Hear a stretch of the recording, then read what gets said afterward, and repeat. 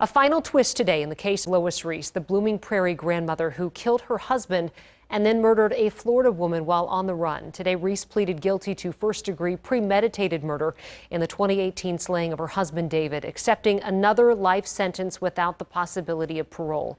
Here's Fox 9's Paul Bloom. I don't know the character that everybody, the losing streak Lois and the killer Granny. That's not how I know her. Lois Riess' defense attorney telling me after Tuesday's guilty plea and sentencing that Lois fully understands the pain and anguish she has caused her family and friends. I think it was sad all around. It's a broken family we saw. Horrible. As part of a plea agreement with prosecutors in the Attorney General's office that took months to come together, Riess admitted she killed her husband David in March 2018, shooting him to death inside their Blooming Prairie bedroom. The dramatic hearing moved out of the Dodge County Courthouse to the nearby high school auditorium, a larger venue to handle the significant public interest the case had generated, with salacious national headlines, providing enough space to allow for social distancing. Those inside hearing Riess allocute, detailing a fight with her husband, a man she professed was the love of her life. David pulling out a loaded handgun from a dresser, allegedly telling her to, quote, kill herself and to, quote, get it right this time.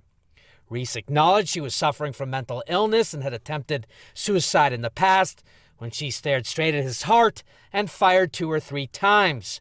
When she realized he was dead, she explained she shut his eyes, covered him with a blanket, and laid down next to him.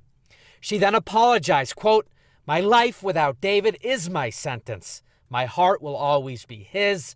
I should have never taken him from his children and grandchildren. And it was very hard for her. The allocution was very hard for her. She didn't want her children to know what had happened, but that was the truth, and so it had to be said.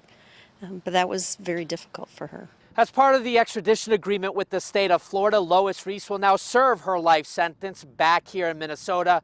The prosecution explaining that is fitting because she committed her first homicide here in Minnesota.